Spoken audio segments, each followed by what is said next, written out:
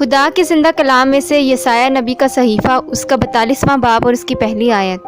دیکھو میرا خادم جس کو میں سنبھالتا ہوں، میرا برگزیدہ جس سے میرا دل خوش ہے۔ میں نے اپنی روح اس پر ڈالی، وہ قوموں میں عدالت جاری کرے گا۔ یسوع مسیح نے خدا ہوتے ہوئے اس دنیا میں جنم لیا۔ یسوع مسیح اس دنیا میں انسان بن کر آئے، اور جب وہ انسان بن کر آئے تو اس نے خدا کے حق کو ایک طرف رکھا۔ وہ ایک مکمل انسان تھا، اور مکمل انسان ہوتے ہوئے وہ روح القدس کی مدد سے کام کو کرتا تھا۔ یسوع مسیح دوسرا آدم تھا، اور دوسرے آدم کی وجہ سے اسے اس دنیا کو فتح یاب کرنا تھا، اور اس فتح یابی کے لیے وہ اس زمین میں انسانی روپ لے کر آیا۔ وہ اس گناہ بھرے جسم میں آیا، بالکل ایسا ہی جسم جیسا ہمارا ہے، یعنی جیسے ہمیں اپنی ویکنسز میں گرنا پڑتا ہے، ہمارے جسم کو بھی دکھ ہوتا ہے، یا پھر ہمیں بھی نتائج بھگتنا پڑتے ہیں، یا ہمیں بھی ٹمپٹیشن اور آزمائشیں آتی ہیں۔ کلام کی اس پہلی آیت میں لکھا ہے، میرا خادم جس کو میں سنبھالتا ہوں۔ کئی بار ہم اس بارے میں سوچتے نہیں ہیں، کیونکہ اس کی خدائی پر کافی بار اٹیک ہوئے تھے۔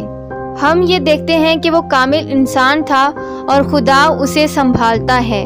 خدا اسے اپنے ہاتھوں میں تھامتا ہے اور روح القدس اسے اختیار بخشتا ہے۔ ہم یہ دیکھتے ہیں کہ ہمیں اپنی زندگیوں میں باپ کی ضرورت ہے، اور یسوع مسیح میں ہم سب بہن بھائی ہیں، اور ہمیں فتح یابی کے لیے یسوع مسیح کی ضرورت ہے۔ ہمیں بائبل پڑھتے ہوئے اس بات کو ذہن میں رکھنا چاہیے۔ جب ہم بائبل پڑھتے ہیں تو ہمیں اس کی دعائے زندگی کو دیکھنا چاہیے۔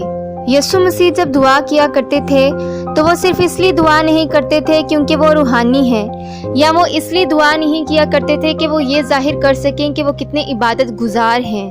وہ دعا کیا کرتا تھا کیونکہ اسے بھی دعا کی ضرورت تھی۔ آخری آدم ہوتے ہوئے اسے دعا کی ضرورت تھی تاکہ وہ اس جسم پر قابو پا سکے۔ وہ دعا کیا کرتا تھا تاکہ وہ باپ نے زور پکڑے اور روح القدس کی طاقت کو پائے۔ بالکل اسی طرح سے یسوع مسیح ہمارے لیے مثال ہیں۔ جب بھی آپ کی زندگی میں کوئی پرابلم آتی ہے تو اس سے یہ ظاہر نہیں ہوتا کہ آپ کمزور ہیں۔ جب ہم روح میں دوبارہ پیدا ہوتے ہیں اور ہماری موت تک ہم یہ سمجھ نہیں پاتے کہ ہمارے اندر کتنی کمزوریاں ہیں، یا پھر ہم یہ جاننا نہیں چاہتے کہ ہم کس جگہ کمزور ہیں۔ اور مسئلہ یہ نہیں کہ ہم کمزور ہیں، بلکہ مسئلہ یہ ہے کہ ہم یہ نہیں جانتے کہ ہم کس قدر کمزور ہیں، کیونکہ ہماری کمزوریاں ہی ہمیں دعا کی طرف لے کر جاتی ہیں، جیسا کہ ہمارا نجات دہندہ دعا کیا کرتا تھا۔ لوکا کی انجیل اس کے 11ویں باب اور اس کی پہلی آیت میں لکھا ہے، پھر ایسا ہوا کہ وہ کسی جگہ دعا کر رہا تھا۔ جب کر چکا تو اس کے شاگردوں میں سے ایک نے اس سے کہا، اے خداوند، جیسا یوحنا نے اپنے شاگردوں کو دعا کرنا سکھایا، تو بھی ہمیں سکھا۔ کیا آپ جانتے ہیں کہ یہ بہت امیزنگ چیز ہے کہ اس کے شاگردوں نے اس سے کہا کہ ہمیں دعا کرنا سکھا۔ بائبل میں یہ کہیں نہیں لکھا کہ اس کے شاگرد اس کے پاس آئے ہوں اور اس سے کہتے ہوں کہ ہمیں بدروحوں کو نکالنا سکھا، یا ہمیں کلام کا پرچار کرنا سکھا، یا ہمیں پانی پر چلنا سکھا، بلکہ کلام میں لکھا ہے کہ وہ اس کے پاس گئے اور انہوں نے اس سے کہا، ہمیں دعا کرنا سکھا۔ اگر آپ کانٹیکسٹ کے لحاظ سے پڑھیں تو میں اس بات پر یقین رکھتی ہوں کہ وہ اس کے پاس اس لیے آئے کیونکہ وہ ایسے دعا کیا کرتا تھا جیسے کوئی نہیں کرتا۔ انہوں نے ایسی دعا کبھی نہیں سنی ہوگی۔ اور جب خدا جو کہ انسان بن کے اس دنیا میں آیا، وہ روح القدس کی بھرپوری سے اور اپنے باپ پر ڈیپینڈ ہو کر دعا کیا کرتا تھا، تو یہ کتنا ضروری ہے ہمارے لیے بھی کہ ہم بھی ایسے ہی دعا کیا کریں۔ میں یہاں پر آپ کو ایک آدمی کی کہانی سنانا چاہوں گی۔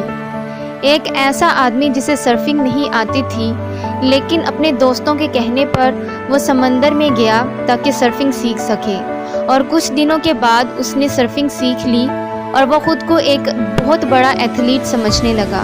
اور جب وہ پانی میں گیا تو اس وقت پانی کا بہاؤ تھوڑا زیادہ تھا، وہ خود بھی ڈبکیاں لگا رہا تھا، یعنی ڈوب رہا تھا، لیکن اس نے مشقت کر کے خود کو سمندر کے کنارے لانے کی کوشش کی۔ اور کچھ دیر بعد اس نے کچھ آوازیں سنی اور اس کو لگا کہ شاید یہ سی لائن ہے اور وہ اس پر حملہ کر دے گا اور اسے مار ڈالے گا۔ جب اس نے مڑ کے دیکھا تو کوئی اس کے پیچھے کھڑا تھا جو کہ ڈوب رہا تھا۔ وہ 20 سال کا نوجوان لڑکا تھا اور اس آدمی نے سوچا کہ وہ اس کی مدد کرے، لیکن وہ جب اس کے پاس جا رہا تھا تو اس نے سوچا اگر یہ ڈوب رہا ہے اور جب یہ مجھے پکڑے گا تو میں بھی ڈوب جاؤں گا، اس لیے اس نے کنارے پر جانا بہتر سمجھا۔ اور جب وہ کنارے پر پہنچا تو اس نے وہاں کے بیسٹ ایتھلیٹ سرفر کو بلایا، اور جب وہ اسے پکڑنے کے لیے اندر گئے تو وہ بھی اسے دیکھ کر خوفزدہ ہوئے، کیونکہ وہ بھی شاید یہی سوچ رہے ہوں گے کہ ہم ڈوب جائیں گے۔ لیکن کچھ 20 منٹ کی مشقت کے بعد وہ اسے کنارے پر لے آئے، اور تب اس آدمی نے یہ سوچا کہ کیا چیز تھی جو اسے اس آدمی سے خوف دلا رہی تھی، اور وہ چیز خوف تھی، کیونکہ بیسٹ ایتھلیٹ بھی اس چیز سے ڈر رہے تھے کہ اگر ہم اسے بچانے گئے تو ہم ڈوب جائیں گے، کیونکہ نہ تو وہ اس نوجوان کی اسٹرینتھ تھی جس سے وہ ڈریں، نہ وہ اس کی پاور تھی جس سے وہ خوف زدہ ہوں، بلکہ وہ ڈوبنے کے خطرے کی وجہ سے اس سے خوف زدہ تھے۔ اور وہ نوجوان جو ڈوب رہا تھا وہ اس کی کمزوری تھی، اسے کمزوری میں دوسروں کی ضرورت تھی، اس لیے وہ ڈوبتے ہوئے چلا رہا تھا تاکہ کوئی اس کی مدد کو پہنچے۔ آج کل جب آپ دوسروں کی زندگی میں دیکھتے ہیں، جب وہ عبادت کر رہے ہوتے ہیں تو وہ رو رو کر عبادتیں کرتے ہیں، یا پھر کچھ ایسا جس سے آپ کو یہ لگے کہ وہ عبادت گزار ہیں اور آپ اسے اسپرچول سمجھتے ہیں، آپ یہ سمجھتے ہیں کہ انہیں کوئی بھی چیز کمزور نہیں بنا سکتی، لیکن یہ سچ نہیں ہے۔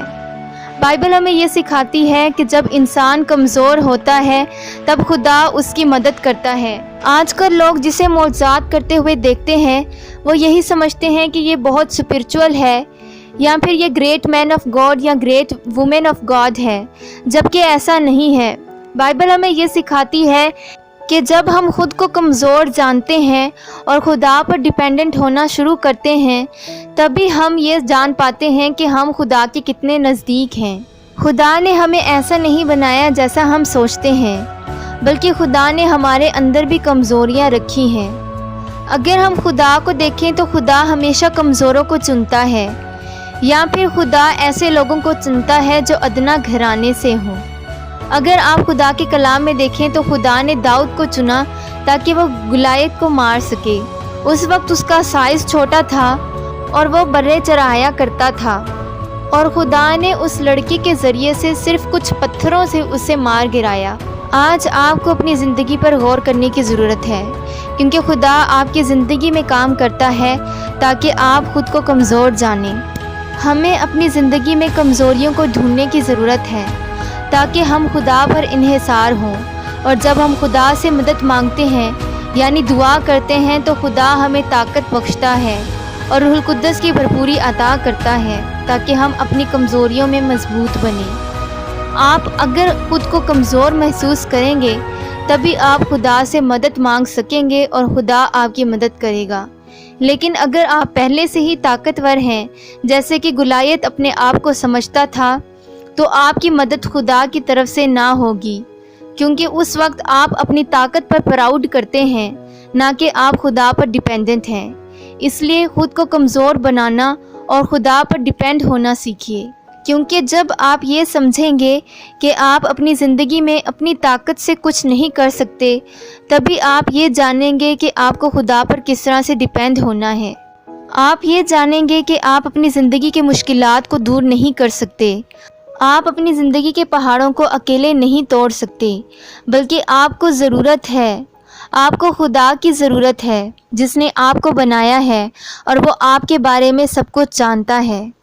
اگر آپ کمزور محسوس کریں گے تبھی آپ خدا کی طاقت کو پا سکیں گے، آپ خدا کی مدد کو پا سکیں گے۔ لیکن اگر آپ پہلے سے ہی طاقتور ہیں تو آپ یہی سمجھیں گے کہ آپ کو کسی کی مدد کی ضرورت نہیں ہے، اس لیے آپ اپنی زندگیوں کے مسائل میں جکڑے رہیں گے۔ جیسا کہ یسوع مسیح خدا سے دعا کیا کرتے تھے تاکہ وہ اپنے جسم پر قابو پا سکیں، بالکل ویسے ہی آپ کو یہ ضرورت ہے کہ آپ خود کو کمزور محسوس کر کے خدا کو پکاریں تاکہ وہ بھی آپ کو سنبھالے جیسے اس نے یسوع مسیح کو طاقت بخشی اور روح القدس کی بھرپوری عطا کی۔ آج کے کلام کے وسیلہ سے خداوند آپ سبھی کو برکت دے، آمین۔